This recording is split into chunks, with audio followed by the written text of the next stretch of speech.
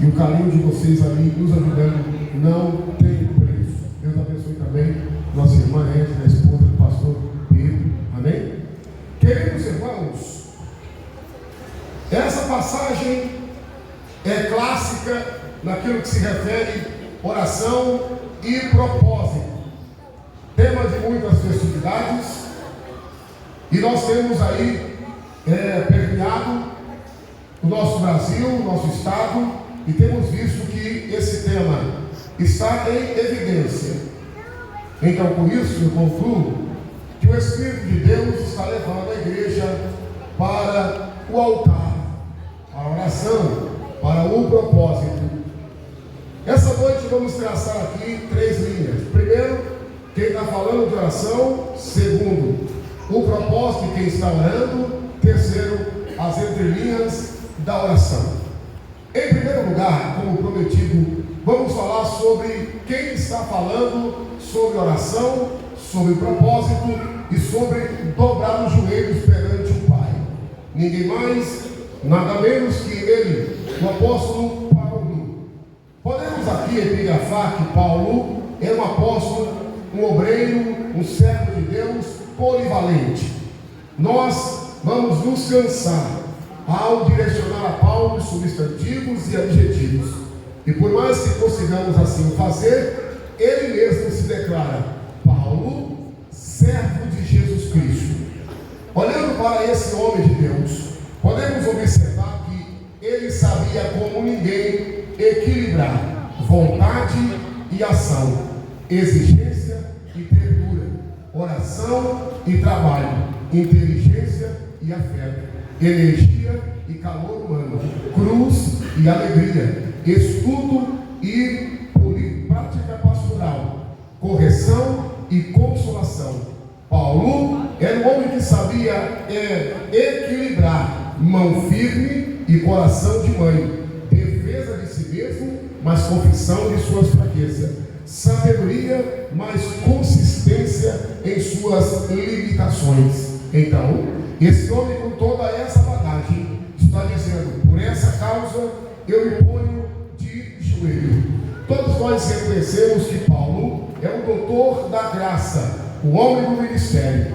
Quando olhamos para Paulo e atribuímos a ele algumas virtudes, uma delas é que ele se compara a um herói que ataca e mesmo defende.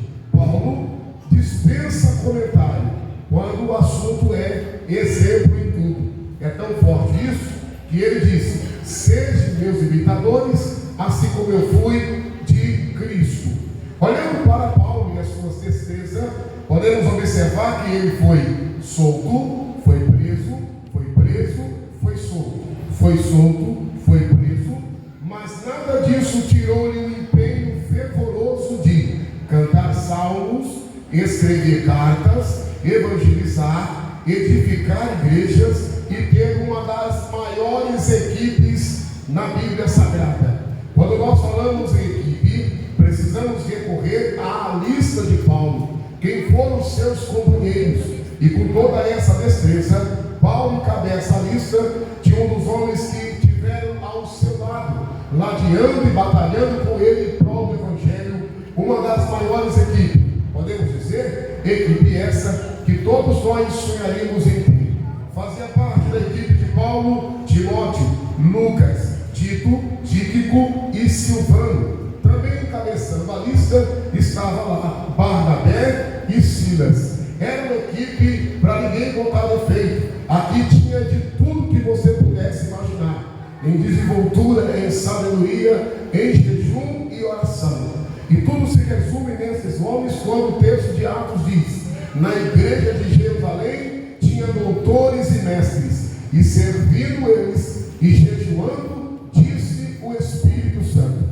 Além da bagagem que esses homens tinham, eram homens sensíveis à voz de Deus e não abriam mão da oração, da consagração e da sensibilidade espiritual. Quando nós falamos sobre o apóstolo Paulo, além de toda essa bagagem escriturística, mestrado em filosofia, Paulo era um homem que não fugia da oração.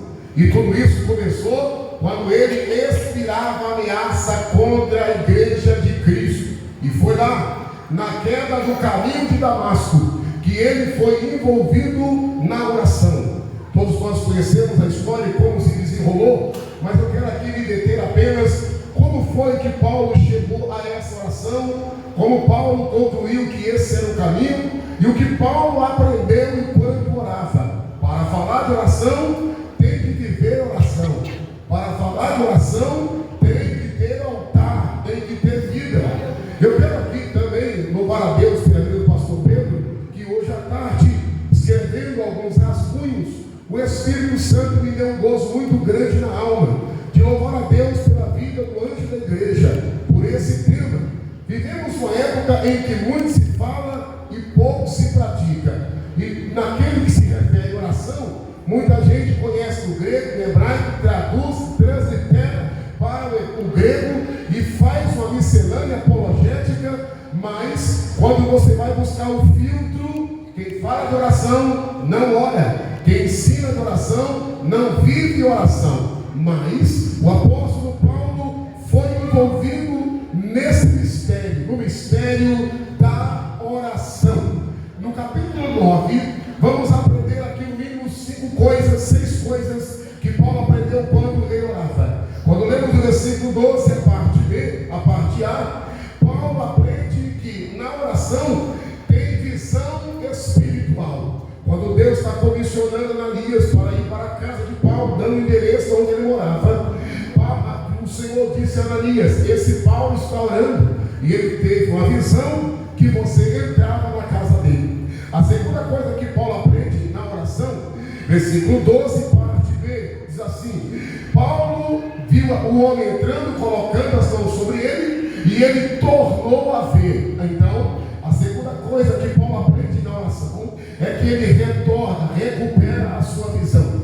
Em terceiro lugar, capítulo 9 de Atos, versículo 17, a parte A terceira coisa que Paulo aprende enquanto orava é que ele recebe a confirmação do seu ministério. Quando Ananias entra na sua casa, ele fala: irmão Saulo, eu vim aqui porque o Jesus que te encontrou no caminho de Damasco me enviou. Isso era uma confirmação do seu ministério, e Paulo teve isso enquanto orava. Em quarto lugar, a quarta coisa que Paulo aprendeu enquanto orava está no capítulo 9, versículo 17, a parte B, que diz assim: Paulo, o Senhor me mandou aqui para orar por você, para que você seja cheio do Espírito Santo. Então, em quarto lugar, Paulo aprende que é orando que somos cheios do Espírito Santo. Em quinto lugar, capítulo 9, versículo 18, a parte B, o texto diz assim, e Saulo levantou-se. A quinta coisa que Paulo aprendeu enquanto orava é que quem ora não fica prostrado, não fica caído, quem ora está de pé. A sexta coisa que Paulo aprende enquanto orava, versículo 18, parte C, o texto diz: e tendo levantado, Paulo ou Saulo foi batizado. Então, aqui, Paulo aprende que foi ingressado no ministério, ingressado no corpo da igreja. Por isso ele diz: a mim, que sou o derradeiro apóstolo, entrei como um enxerto. Então, Paulo aprendeu 6 coisas absolutas enquanto ele orava. E agora, Paulo está escrevendo sua carta aos Éfesos, está dizendo assim, está acontecendo um problema, a demanda é muito grande, mas eu, por essa causa, eu me coloco de joelho. Quem conhece o caminho da oração, não erra o caminho da vitória.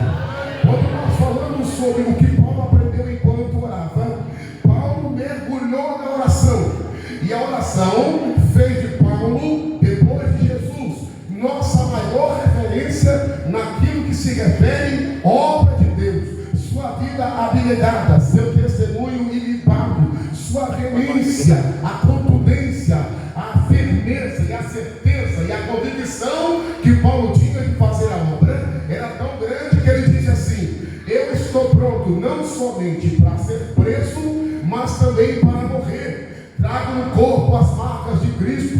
A vida que vivo agora não mais vivo eu, mas Cristo vive em mim. Quando nós falamos sobre Paulo, que está falando sobre oração. Paulo fez 3 orações que para mim ficou marcado na minha história. A primeira oração que Paulo faz, 2 Coríntios capítulo 12, que é uma das orações mais conhecidas.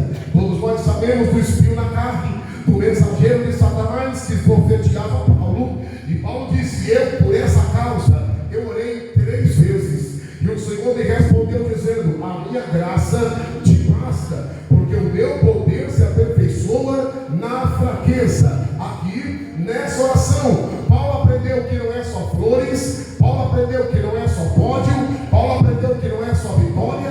Paulo entende que o caminho da oração, por mais que não traga uma resposta desejada, mas vai trazer uma lição de vida que será levada para toda a vida.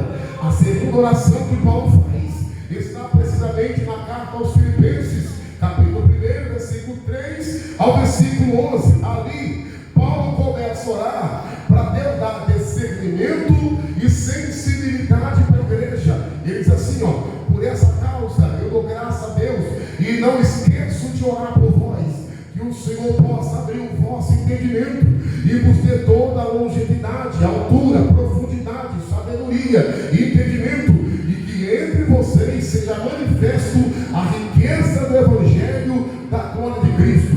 O que Paulo aprende nessa oração? Paulo aprende nessa oração que por mais que ele tinha sua desenvoltura, por mais que ele era doutor, formado aos pés de Gamaliel, Paulo aprende que a igreja não é conduzida apenas com sabedoria humana, e isso ele deixou bem claro. A nossa pregação e a nossa palavra não consiste em sabedoria humana, mas em demonstração e poder do Espírito.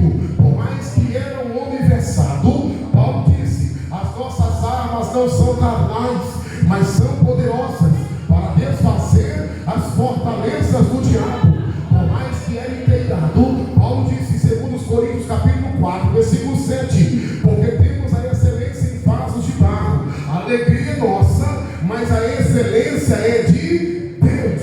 Paulo, tão convicto disso, disse: ora, não adianta vocês fazerem grupo na igreja, dizendo que você é de alguém, que você é de Bertano, de Ciclano, porque ninguém aqui é nada. Um prega, um rega, mas Deus é quem dá o crescimento. E Paulo aprendeu orando aos Filipenses, que se não tiver oração, não tem contato direto. E se não tiver o contato direto, não haverá dons para a igreja. Jesus já tinha sintetizado assim: onde 2 ou 3 reunidos em meu nome, orar e concordar em alguma coisa, será feita no céu. E Paulo está ensinando a igreja que as nossas armas são espirituais, que as virtudes são maior do que a celebridade. Paulo está ensinando a igreja que quando a igreja é levada a buscar a Deus, Deus se encarrega em derramar sobre a igreja. A Bíblia diz que o Senhor, se revelando a Jeremias, disse assim: buscar-me-eis e achareis, quando me buscardes de todo o vosso coração. Serei achado de vós, do Senhor, e farei mudar a vossa sorte. A Bíblia diz em 2 Crônicas capítulo 7 assim: porque se o meu povo, que se chama pelo meu nome, orar, buscar, se arrepender e se humilhar, então eu ouvirei do céu, perdoarei os seus pecados e sararei a sua terra. O apóstolo Tiago, trazendo sua carta universal, ele disse assim: sabe por que vocês estão recebendo? Porque vocês estão pedindo mal. Vocês pedem para gastar com seus próprios deleites. Inverte a oração e começa a buscar em prol do reino, começa a buscar em prol da obra, começa a buscar para ser edificado, para que outras pessoas sejam beneficiadas. Afinal, essa não é a função do Espírito. Quando está escrito em 1 Coríntios assim: o Espírito reparte particularmente a cada um, visando aquilo que é útil para a edificação da igreja. Paulo está convicto de que não quer ter uma igreja neófita. Paulo tem certeza que não quer ter uma igreja fria, uma igreja morna. Paulo tem convicções, e para isso ele ora e diz assim: olha, por causa de vocês, eu estou dando um exemplo, que o segredo da manutenção da obra, que o segredo para manter a chama acesa, que o segredo para receber as manifestações espirituais é se colocar de joelho e dizer: bendito seja o Deus e Pai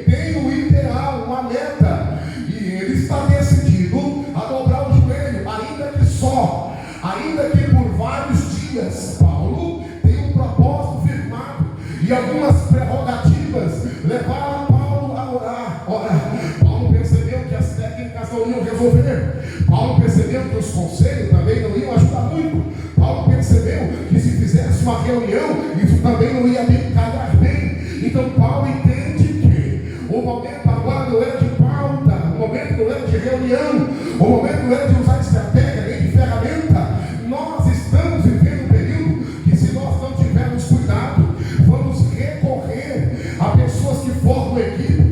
Se nós não tivermos cuidado, vamos recorrer a pessoas que são coaches. Se nós não tivermos cuidado, vamos recorrer à terapia, à psicologia, à psicanálise. E a igreja de Deus não pode ser regida por profissionais. A igreja não pode ser regida por profissionais. Tem hora que a meta não funciona, tem hora que o cronograma também não vai funcionar. A única coisa que funciona é a oração. A oração de crê que tem pé e anda, tem asa e voa, tem boca e fala. O Senhor disse no Salmo 12, verso 5: por causa do gemido do pobre e da necessidade eu me levantarei agora, diz o Senhor. A Bíblia diz em 2 Crônica que quando Josafá começou a buscar o Senhor, Deus colocou emboscada entre os rios de Moabe e da montanha de Seir. A Bíblia diz que quando Salomão, no capítulo 7, versículo 12, acabou de orar, desceu fogo do céu. Oh glória, eu estou sentindo a presença de Deus aqui essa noite. O Maestro Espírito Santo está aguçando a tua alma essa noite. O Espírito de Deus está incendiando o teu interior essa noite. Quem orava, volte a orar. Quem ora uma, dobre para orar duas. Quem perdeu o prazer e a alegria da oração, o Senhor vai te devolver essa noite.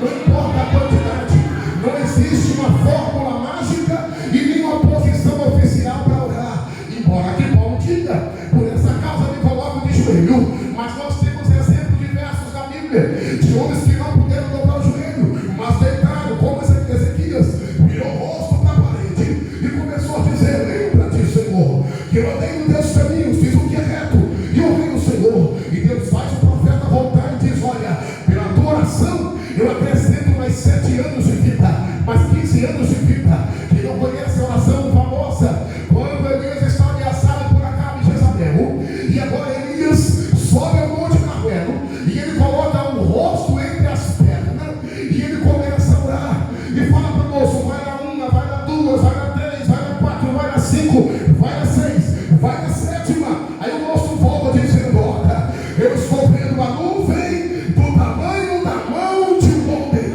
Quem não conhece a história da oração inclinada por Moisés, quando Deus disse: Moisés, esse povo é o destinado de tu a servir, eu vou te fazer um nome célebre e vou matar esse povo. Moisés vai se inclinando até a tenda e diz para o Senhor: se o Senhor matar esse teu povo, as nações vão dizer que o Senhor não pôde cumprir a tua promessa e matou eles aqui no deserto. Então o Senhor olhou para Moisés e disse: vai, eu vou enviar um anjo. Moisés entra na tenda e a Bíblia diz que eles falavam como um amigo, face a face, tete a tete. E lá dentro da tenda Moisés diz: olha, se eu não sei quem é que o Senhor vai mandar e eu não conheço o caminho, se a tua presença não for, não nos faça sair desse lugar. Oh glória! Nós estamos aprendendo que a chave é a oração. Oh glória! Um coração contrito, diz o salmista, um coração contrito e quebrantado não desprezará, ó Deus. Paulo disse: não é por muito falar que vocês serão ouvidos. A oração tem que ser genuína, tem que ser singela, tem que ser verdadeira. Ninguém pode se meter na oração de ninguém. A oração é única,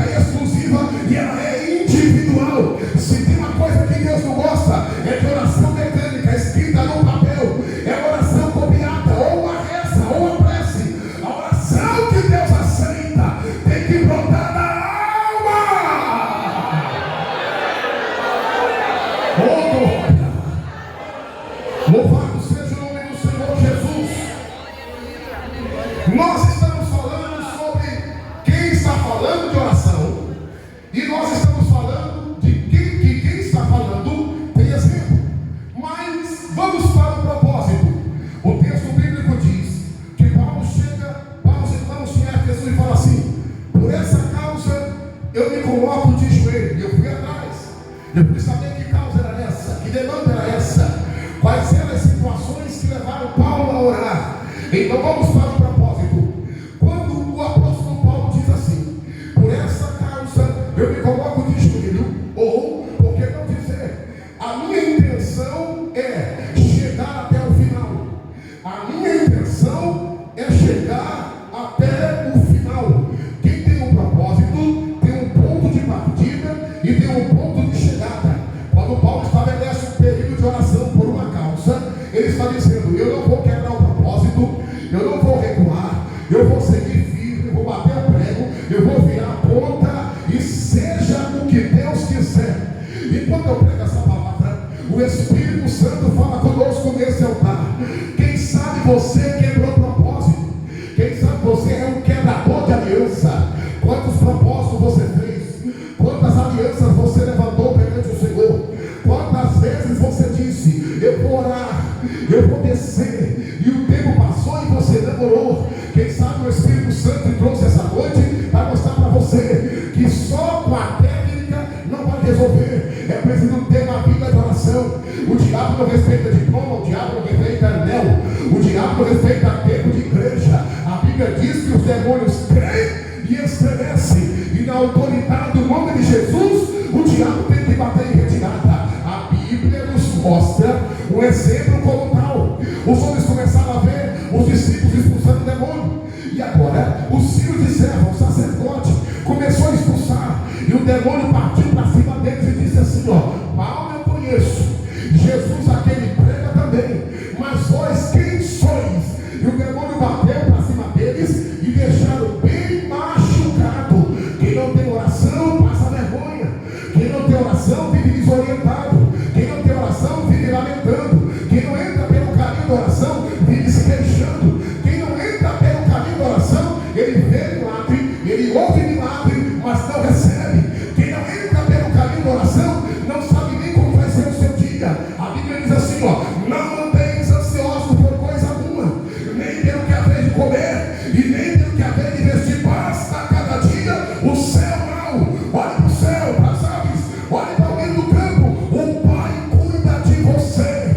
Quem entra no caminho da oração não entra pela ociosidade, quem entra pelo caminho da oração não fica procurando pista do que vai acontecer. Quem entra pelo caminho da oração não segue sem incentiva. Quem entra pelo caminho da oração não está nem aí para o USP, não está nem aí para o fim dos tempos, porque ele sabe que nós seremos guardados por ele antes do dia da ira. Quem entra pelo caminho da oração anda com Deus. Quem entra pelo caminho da oração não tem as armadilhas do diabo. A Bíblia diz: maior é o que está conosco, e as portas do inferno não prevalecerão contra a igreja. Ei, bora pra cá. Quem entra pelo caminho da oração não tem medo de gato preto, não tem medo de pássaro coruja, de pássaro arraia. Quem entra pelo caminho da oração não tem medo de candomblé, de batuque, de pandeiro. Quem entra pelo caminho da oração não tem obra da encruzilhada da Mata Virgem. Quem entra pelo caminho da oração não tem o voodoo. Quem entra pelo caminho da oração não tem o cão, o diabo, Satanás. A Bíblia diz assim, ó: resistir ao diabo e ele fugirá de nós.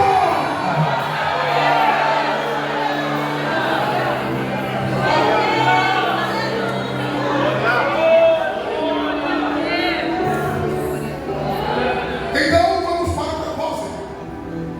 O primeiro propósito que levou Paulo a orar está no capítulo de número, está no versículo 1 ao 8.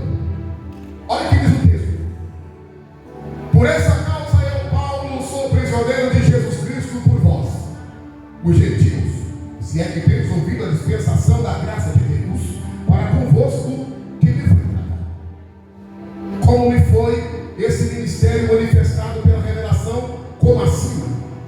Um pouco vos escrevi, pelo que quando ledes podieis perceber a minha compreensão do mistério de Cristo, o qual, noutros séculos, não foi manifestado aos filhos dos homens, como agora tem sido revelado pelo Espírito aos seus santos apóstolos e profetas,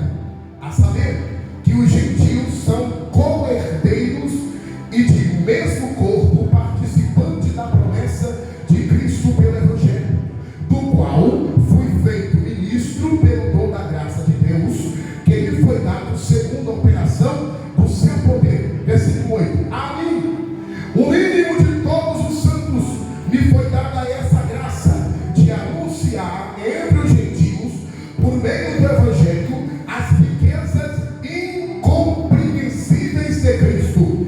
O primeiro propósito, Paulo está dizendo assim: olha, Deus vai começar a nos levar em uma atmosfera diferente. E Paulo está dizendo, é uma coisa que esteve oculto, é um negócio que ele não revelou nos tempos passados, mas ele está nos levando para uma dimensão.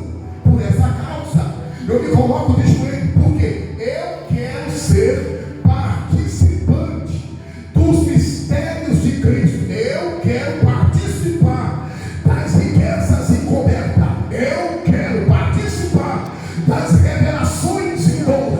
Eu quero participar da manifestação espiritual. Eu vou sair do raso. Eu quero entrar. Eu quero mergulhar naquilo que Deus quer proporcionar para a igreja. Enquanto eu estava orando essa semana, o Espírito de Deus colocou a palavra no meu coração. O inimigo nos últimos dias tem colocado um desinteresse muito grande em alguns crentes pelas coisas espirituais. O adversário tem colocado em alguns corações algumas aversões à oração. A oração deveria ser o culto mais voltado, deveria ser um ambiente mais preenchido, porque todos nós sabemos que é através da oração que nós chegamos ao Senhor. Jesus disse: tudo que pedires em meu nome ao Pai, Ele não vos negará. E o que está acontecendo nos últimos dias? O inimigo está cansando muita gente no trabalho. O inimigo está cansando muita gente e há uma fadiga descomunal. Há uma impaciência descomunal. A impaciência é tão grande que as pessoas para dormir têm que tomar remédio. O negócio está tão feio que a pessoa sente um vazio correndo na alma. E esse vazio não se preenche na comida, na bebida, no lazer, porque é um vazio espiritual. Só que o adversário está colocando isso a uma enfermidade, a uma doença e a um tempo de descanso. Nunca se viu na história da igreja um povo que mais descansa do que nós. Nunca se viu na era da igreja um povo que tira mais prazer do que nós. Nunca se viu na era da igreja um povo que viaja mais do que nós. Nunca se viu na era da igreja um povo com poder aquisitivo mais do que nós. Dificilmente uma casa não tem carro. Dificilmente uma família não tem pessoas cursando a universidade ou não se formou. Dificilmente a pessoa não tem um emprego ou tem dois. Dificilmente você não tem crédito, cheque especial e vários cartões. Nunca a humanidade recebeu tanto benefício como nós estamos recebendo nos dias atuais. Tem um Bolsa Família, tem um Vale Gás, tem um Pé de Meia, tem um Projovem, tem um ProUni, e é tanta coisa. E o povo de Deus, em vez de abrir a visão espiritual e aproveitar a oportunidade, porque o tempo é oportuno, o Espírito Santo essa noite entra como raio-x, e Ele sabe que você pode, Ele sabe que você tem tempo, Ele sabe que você tem negligenciado o período da oração. Quem te coloca para dormir é filme. Você se acorda cansado, fadigado, com peso, com o corpo pesando mais de 200 quilos. Há uma insatisfação, uma frieza, há uma vagarosidade, há um bloqueio mental, há um desequilíbrio emocional, e muitas pessoas não estão conseguindo orar. É como se o diabo dissesse: o que você quiser eu te dou, o bem-estar que você precisar eu forneço, mas não entra na oração, não entra no altar, não mexe comigo que eu não mexo com você.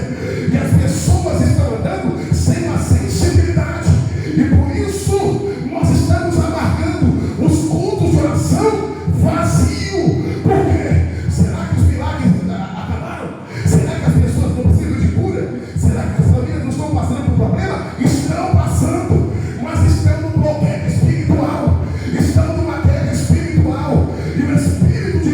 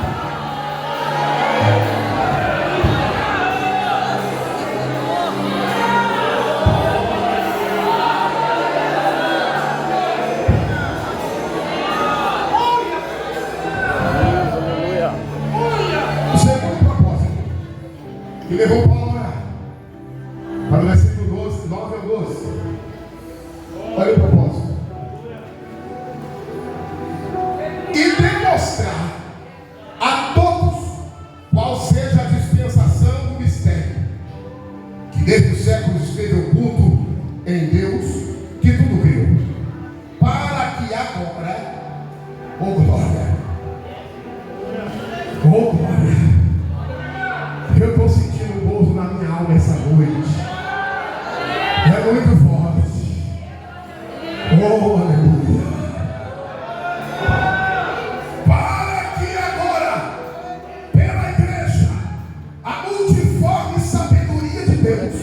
Seja conhecida dos principados e potestades dos céus, segundo o eterno propósito que fez em Cristo Jesus, nosso Senhor, no qual temos ousadia e acesso com confiança pela fé nele. Oh glória! Paulo está dizendo assim, que os principados fiquem sabendo, que os demônios fiquem sabendo, oh glória! Fique sabendo que agora Deus vai manifestar através da igreja riquezas espirituais. Oh glória, oh aleluia. O Espírito de Deus essa noite está ministrando ao nosso coração. Nós não temos o tempo da eternidade, não há tempo mais para projetar. O tempo é hoje, o tempo é agora, o tempo é já. A Bíblia diz que é lindo o tempo, porque os dias são maus. Jesus disse: vocês não sabem o dia nem a hora, portanto estejam acesas as vossas candeias e cingidos os vossos lombos. Nós estamos em uma guerra espiritual, nós estamos em um confronto espiritual, e o diabo está decidido a não recuar, a não recuar. Quantos males já perdem a guerra? Quantos obreiros já perderam a guerra? Quantas lutas, quantas batalhas, quantas pessoas já enterraram ferramenta, quantos já abandonaram o seu dom, quantos já deixaram de fazer a obra. Mas essa noite nós estamos ouvindo que Paulo está dizendo assim, ó, hoje, agora, Deus vai através da igreja manifestar a sua glória. Oh glória! Quem vai ter que correr da rua onde você mora é o diabo. Quem vai bater rede naquele escadão que você mora é Satanás. Quem vai soltar a tua família é o cão. A tua família está presa, o teu filho está nas drogas, mas tem promessa. Há uma promessa sobre a vida dele, há uma promessa sobre a vida dela. Ei, olha para cá. Quem vai ter que fechar os botecos na rua? Ei, olha para cá. O crime vai ter que dominar na tua rua, vai ter que parar de dominar na tua rua, porque o Senhor vai começar a trazer para a igreja filhos de crente que estão no tráfico, filhos de crente que estão nas drogas. Ei, olha para cá. O Espírito de Deus vai esvaziar terreiros, porque tem muitos filhos de crente que estão lá. Ei, olha para cá. O Espírito de Deus está ministrando essa noite. O poder é o mesmo, a glória é a mesma, a ousadia é a mesma. Você precisa crer, você precisa aceitar, você precisa desejar. Será que essa noite você pode abrir o coração e dizer: eu estou aqui, esse aqui, usa-me a mim, deixa ele acender a chama, deixa ele queimar, deixa o Espírito de Deus levantar o teu altar, deixa, olha aí, já começou, tem escamas espirituais caindo aqui, eu estou ouvindo as algemas sendo quebradas.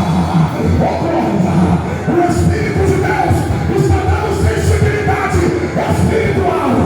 Agora com você, igreja, agora com você, minha Catu. Quem quer? Levanta a mão com ousadia, levanta a mão com ousadia. Chega com confiança, chega com autoridade, vai, chega com autoridade, vai. Olha Deus, o céu está aberto essa noite.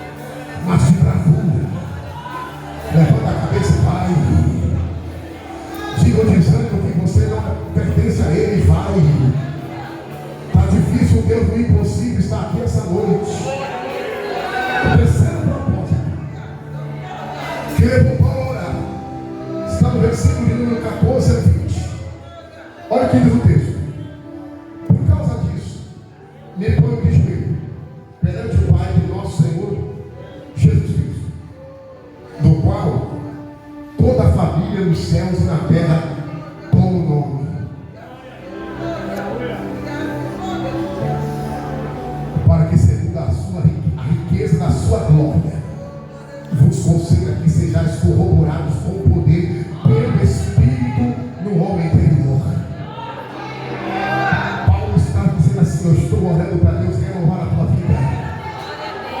Eu estou orando para Deus renovar a tua vida. Essa nhaca vai sair. Eita glória, Pai. Essa vontade de parar, de morrer, de desistir, vai sair. Porque vamos então, estou me colocando de joelho para que aquele que toda a família, todo o nome, ele renovar o teu interior. É mulher. Deus não desiste de você. A promessa está de pé. Quem prometeu é fiel. Receba o renovo de Deus na tua vida. Jovens, vocês cantaram essa noite que não quer apenas o som do tambor, que não quer ver apenas o alarido, vocês querem a essência. Fogo na aldeia, fogo!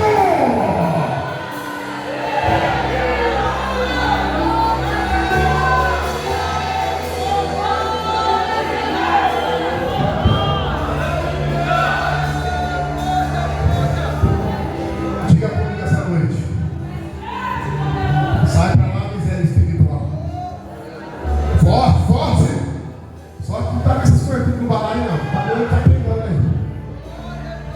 Diga comigo. Sai pra lá, miséria espiritual.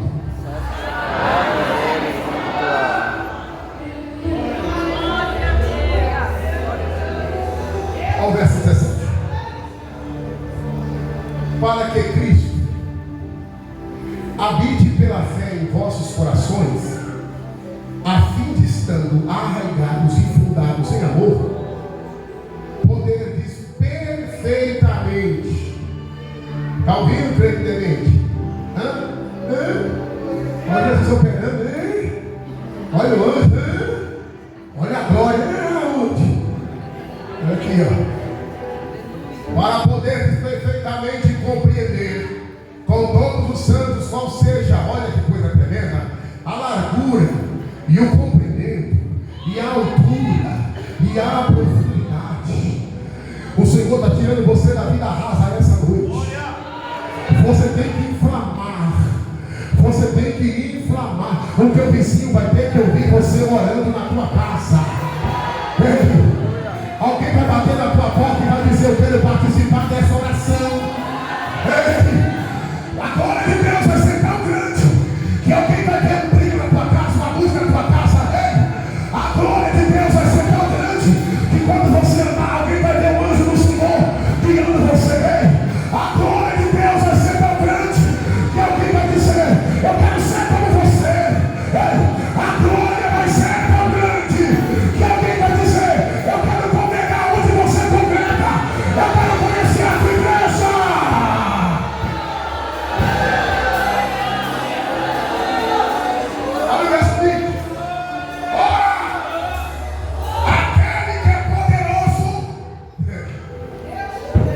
Por isso que eu sou doido mesmo,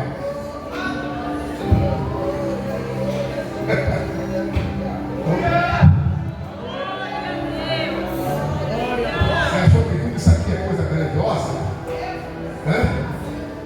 Olha o versículo 20. Ora, aquele que é poderoso para fazer tudo muito mais, abundantemente além daquilo que pedimos ou pensamos, segundo o poder que em nós opera. Deus tem mais para você, Deus tem mais para você, Deus tem mais para você.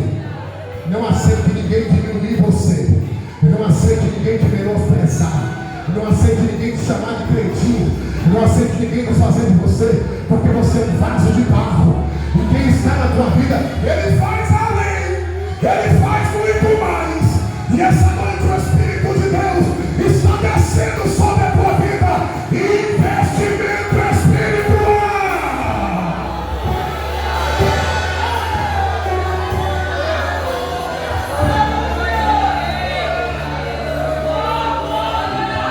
Diante desses propósitos que levaram Paulo, a pergunta é: cadê a vigília?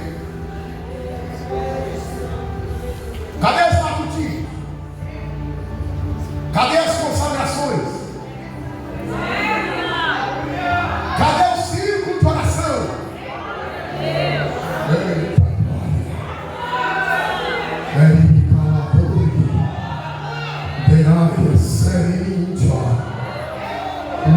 Deus.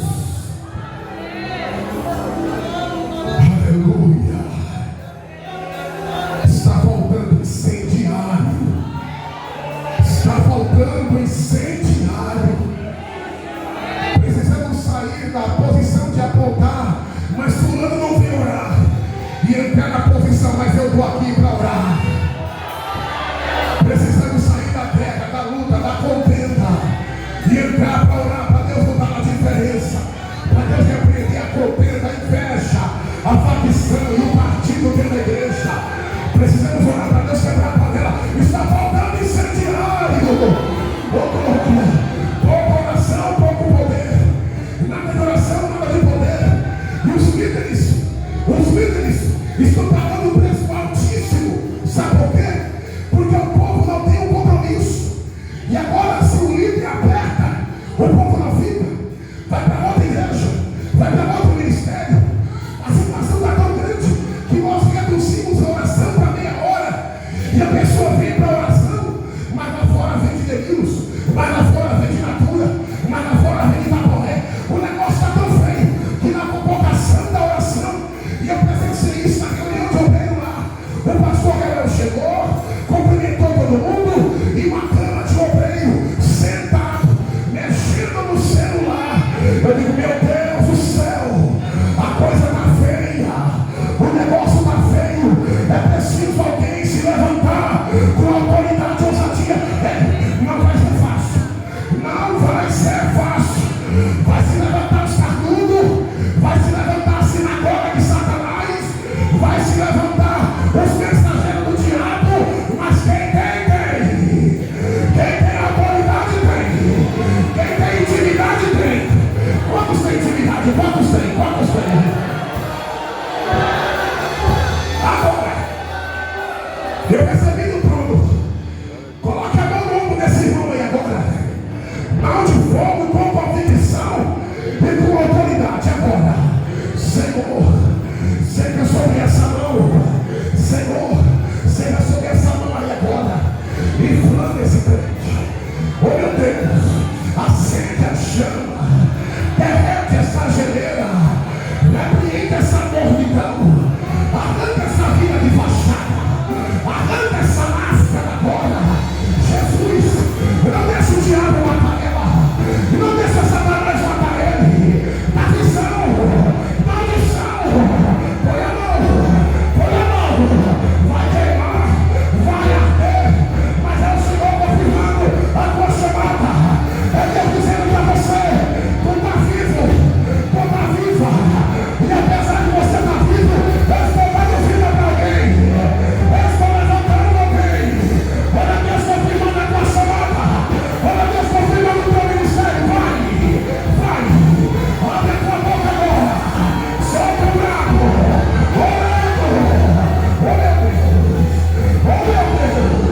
Oh meu Deus. Vai. Agora. Se envolve com ele aí.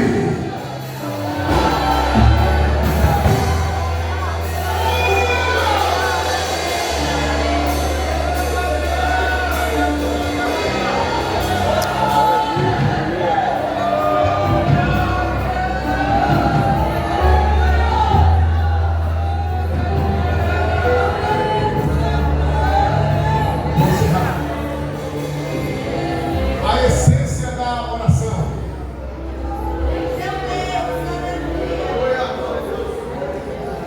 Vai ter gente que vai sair daqui hoje e diz como tadinho. O oleiro está te refazendo. Agradeça pelo privilégio. A essência da oração é que a oração está ligada àquilo que se refere íntimo, secreto e particular. Fora disso, é farisaísmo. Jesus falou: ore em secreto, que o meu Pai que te vê em secreto.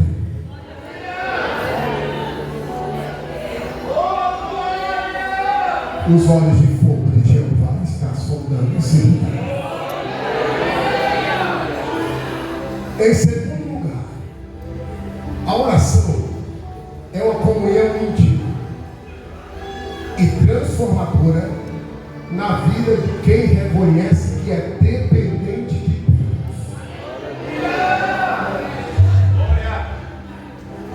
Em terceiro lugar, a oração, ela sustenta 5 pilares: adoração, confissão, gratidão, súplica e intercessão. Quando você ora, você está usando 5 pilares. É por isso que o diabo tem a oração do crente. A oração do justo pode muito em seus efeitos. Em quarto lugar, a oração verdadeira e genuína nasce da humildade da alma de quem reconhece que não é nada. Você precisa abandonar esse ego. Você precisa reconhecer que você não é nada, que você não é ninguém. Aqui ninguém é melhor do que ninguém. Todo mundo é pó, todo mundo é cinza. E quando você ora a Deus, Deus olha para você e diz assim: ó, a minha filha se esvaziou, o meu filho se esvaziou, porque Deus conhece a sua intenção. Então, irmãos, observe, a questão da oração é tão forte. Você quer conhecer a você mesmo? Quer saber qual é o seu caráter? Olha para a tua vida de oração. Olha para a tua vida de oração. Vê se pesa. Olha para a tua vida de oração. Até quando você vai orar essas migalhas?